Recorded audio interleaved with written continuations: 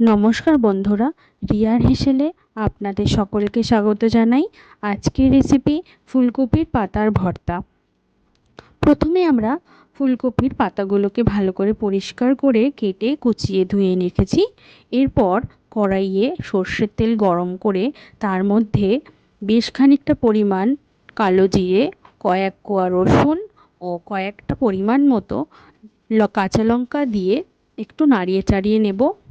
এরপর কেটে রাখা ও কুচিয়ে রাখা ফুলকপির পাতাগুলোকে দিয়ে ভালো করে মিশিয়ে নেব। এখন পরিমাণ মতো লবণ দিয়ে দেব।